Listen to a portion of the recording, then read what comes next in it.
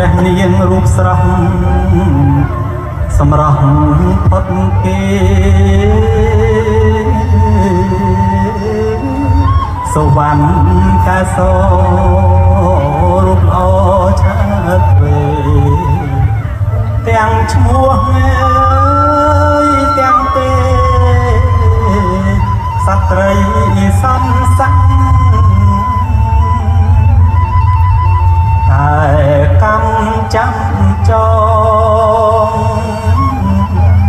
ព្រះនាងបានសងជាតិមុនអត់អាក់នឹងមិន